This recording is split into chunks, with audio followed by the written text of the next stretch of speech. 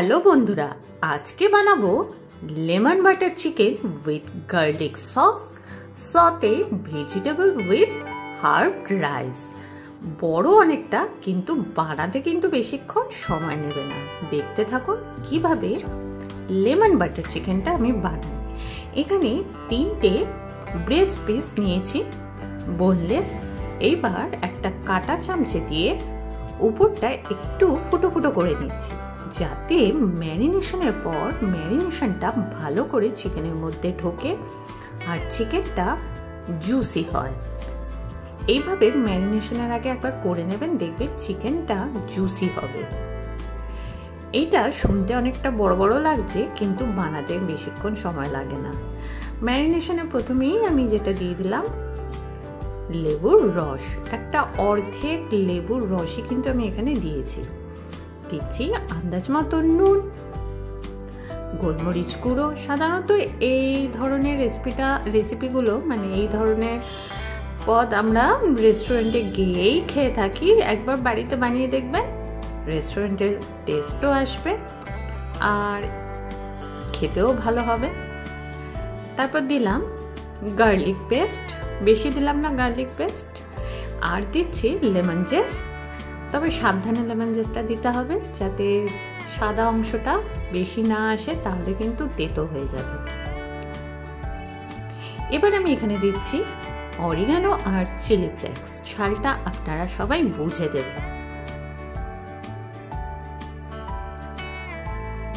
ব্যাস, এটা এবার ম্যারিনেট করব, ভালো করে মেখে নেব।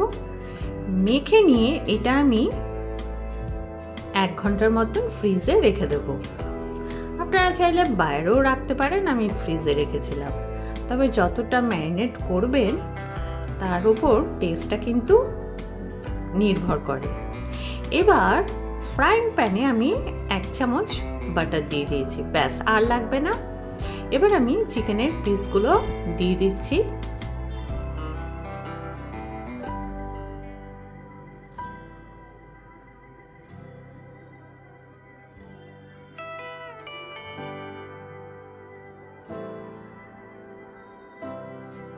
এটা চাপা দিয়ে আমি 10 মিনিট হাই ফ্লেমে রান্না করার পর লো করে দিয়েছিলাম। দেখুন কতটা জল বেরিয়েছে আর একদিকটা হালকা হালকা ব্রাউনও হয়েছে। এবার আমি উল্টে দিয়েছি। আমি কিন্তু এখানে কোনো জল দিইনি, চিকেন থেকে জল বেরোয়, তাতেই কিন্তু চিকেনটা পুরোটাই রান্না হয়ে যাবে। আর ওই জন্যই কিন্তু বললাম চিকেনটা একটু বেশি সময় ধরে আপনারা ম্যারিনেট করবেন। দেখুন দুদিকটা বেশ লাল লাল হয়ে গেছে। এটা হয়ে গেছে, আমি চিকেন পিসগুলো তুলে রেখেছি। এবার ওই প্যানেই আরেকটু বাটার দিলাম। এবার আমি এখানে গার্লিক সসটা তৈরি করব।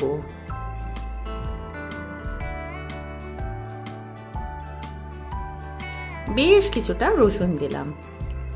রসুনটা আমি এখানে থেতো করে দিয়েছি, আপনারা কুচি করে দিতে পারেন।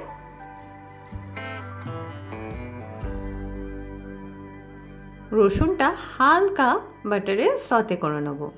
আবার বলছি, এখানে কিন্তু বাটারের পরিমাণটা একটু বেশিই লাগবে।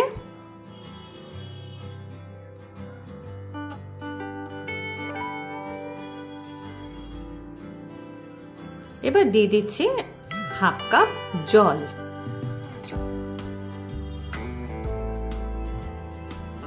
দিচ্ছি আন্দাজ মতন নুন। এবার দিচ্ছি ফ্রেশ ক্রিম। ফ্রেশ ক্রিমটা বেশ কিছুটা দিয়েছি, প্রায় 1 কাপের মতন ফ্রেশ ক্রিম দিয়েছি। ফ্রেশ ক্রিমটা ভালো করে মিশিয়ে নিচ্ছি। নুনটা কিন্তু বুঝে দেবেন, ক্রিমের মধ্যে কিন্তু নুন থাকে। আমি এখানে বেশি নুন দিইনি, অল্পই নুন দিয়েছি। এবার দিচ্ছি চিলি ফ্লেক্স, অরিগানো,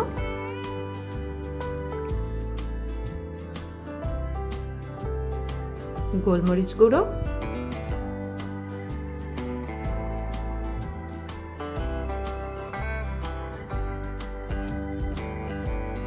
ব্যাস ভালো করে ফুটে ওঠার পর এবার আমি চিকেনের পিসগুলো এখানে দিয়ে দিয়েছি।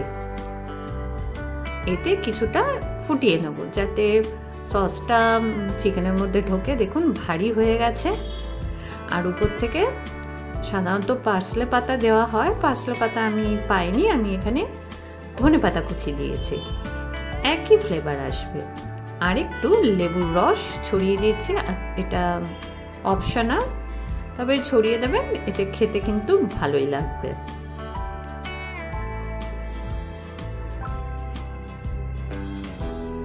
উপর থেকে আর একটু লেমন জুস ছড়িয়ে দিচ্ছি। ব্যাস তৈরি হয়ে গেল lemon butter chicken with garlic sauce. এবার হার্ব রাইসটা বানাবো। হার্ব রাইসের জন্য আমি অলরেডি আগে থেকে রাইসটা কুক করে রেখেছিলাম।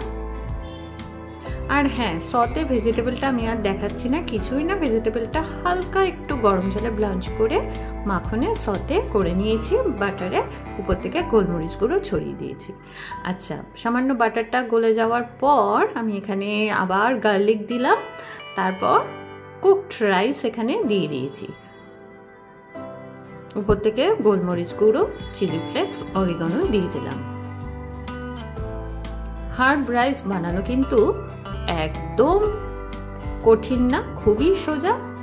আর এইসব ডিশের সাথে সাধারণত হার্ব রাইসটাই খুব ভালো যায়। ব্যাস ভালো করে হালকা করে বাটারে সতে করে নেব, তাহলে রেডি হয়ে যাবে হার্ব রাইস। আর উপর থেকে সবার শেষে আবার ধনেপাতা কুচি ছড়িয়ে দিলাম। এখানে আপনারা যদি পার্সলে পান তাহলে সেটা দেবেন। এবার ডেকোরেশনে চলে যাচ্ছি। দেখুন আমি অলরেডি রাইসটা দিয়ে রেখেছি, এবার এখানে সতে ভেজিটেবল দেব। ভেজিটেবলের মধ্যে আমি এখানে রেখেছি বিনস, গাজর, ব্রকলি আর একটা ছোট দেখে আলু। আপনারা আপনাদের পছন্দ অনুযায়ী ভেজিটেবল দেবেন, তবে চেষ্টা করবেন এই ভেজিটেবলগুলো দিতে কালারফুল লাগে। সে বলে লাউ, বেগুন এগুলো দিতে যাবেন না, ঢ্যাঁড়স, এই ভেজিটেবলগুলো দেবেন, তাহলে এটা বেশ কালারফুল লাগবে। আমি চেষ্টা করেছিলাম এখানে মটরশুঁটিও দেওয়ার, কিন্তু আমি সেটা পাইনি। যাই হোক, যে কটা পেরেছি আমি দিয়েছি। হালকা বয়েল করে নিয়ে, মানে জাস্ট ব্লাঞ্চ করেছি গরম জলে, তারপরে বাটারে মানে একটু নাড়িয়ে উপর থেকে গোলমরিচ গুঁড়ো ছড়িয়ে দিয়েছি। এবার চিকেনটা দিচ্ছি, আর উপর থেকে সসটা দিচ্ছি। একবার সানডের দিকে একবার বাড়িতে রেস্টুরেন্টে না গিয়ে রেস্টুরেন্টের মতন এই ডিশটা বানিয়ে দেখবেন, কোনো অংশে কম হবে না। বাড়ির লোক কিন্তু প্রশংসা অবশ্যই করবে। একটু ডিফারেন্ট, কিন্তু খেতে কিন্তু অপূর্ব হয়েছিল। কেমন লাগলো রেসিপিটা অবশ্যই জানাবেন। ভালো লাগলে একটা লাইক, শেয়ার, কমেন্ট করতে ভুলবেন না। সাবস্ক্রাইব করে পাশে থাকা বেল অল নোটিফিকেশনটা আছে, ওটা অবশ্যই প্রেস করে দেবেন। আজকে আসি, বাই।